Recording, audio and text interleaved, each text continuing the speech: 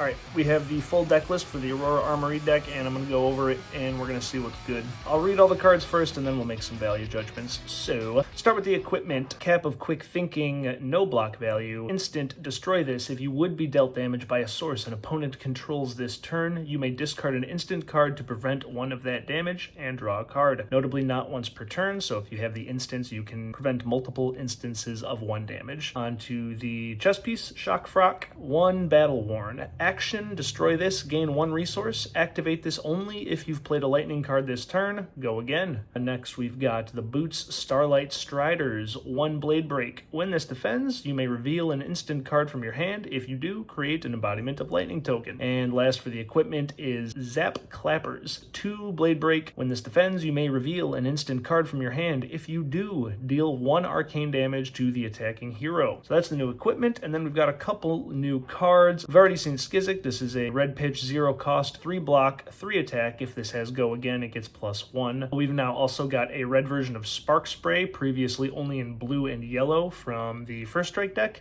So this is a red pitch, 0 cost, 2 block, 4 attack. When this is defended by 1 or more cards, you may pay 1 resource. If you do, this gets +1. Then we have Skyward Serenade. This was also spoiled previously. Yellow pitch, 0 cost, 2 block, lightning rune blade action. Choose 2. Create an embodiment of lightning token, or search your deck for a Skizik, banish it, then shuffle. You may play it this turn, or your next attack this turn gets +1. And then the last new card is Written in the Stars. Blue pitch, 0 cost, 3 block, lightning rune blade action. Create an embodiment of lightning token. If you've dealt arcane damage this turn, draw a card. So those are all the new cards. Are any of them good? I think some of them might be. I also think some of them are not. Cap of Quick Thinking is interesting in that it can theoretically prevent like multiple damage, but it's incredibly situational and it has no physical block value, and we would have to just jam our deck full of instants, so I don't think it's quite going to cut it. Shock Frock seems like a really good entry point for people who don't have Fyendal Spring Tunic, but otherwise I would probably just be playing Fyendal Spring Tunic. Left my water bottle at work, so I'm drinking out of a deli like I'm fucking from the bear. Now get the fuck off my expo chef now!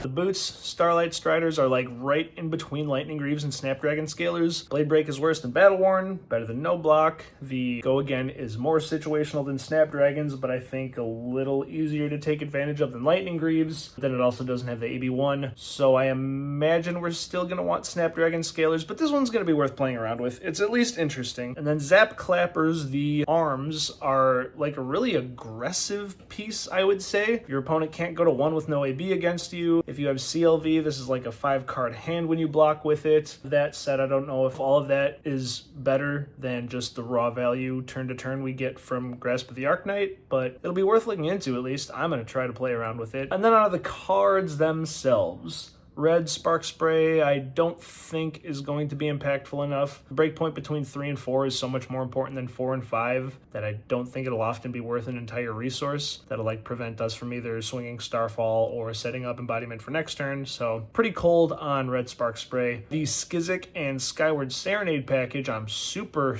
interested in. Skizik blocks 3, which is cool, but we don't want to really be blocking with it because we want them all, because we want to make sure that all of our Skyward Serenades can tutor them.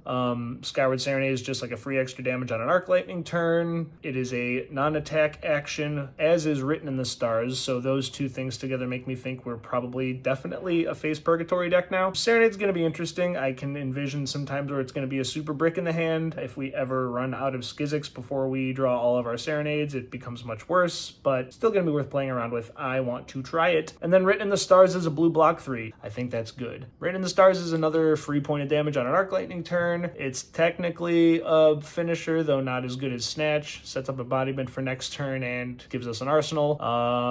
Yeah, I think Written in the Stars is fine. 76 beefs! So how would we potentially fit all of these cards in here? I have my like RTN list that I've been playing, and looking at it, what I would probably do is cut Ravenous Rabble and Scar for a Scar to bring in the Skizik Serenade package. I already hate Ravenous Rabble, and if we're going up on a yellow, I hate it even more. Between 6 blues and what we have 9 yellows now. That puts us at like 25% to have a rabble go for less than 4 go again, and that's just unacceptable. So I'm off it. And then Scar for Scar is a good card, but I would rather cut generic attacks than lightning attacks because we don't want to have bricky hands. And then Sigil of Lightning is the cut for Written in the Stars because blue block 3 versus null block. I like the instant implication. I also own 3 Marvel Sigil of Lightnings, but I think the blue 3 block is going to be better, especially if we're going in on this Face Purgatory plan. We just need the non-attack actions. And yeah, that's probably how I will attempt to play the deck the week this thing comes out. I'm excited to play with the new cards. I'm excited for the players that are much better than me to figure out the actual good way to build a deck. There's a team Battle Hardened in Milwaukee like 2 weekends after this thing comes out, so that'll be the first rated event that I get to really test these new cards out, and then 2 weeks after that is London. As far as other Flesh and Blood updates go,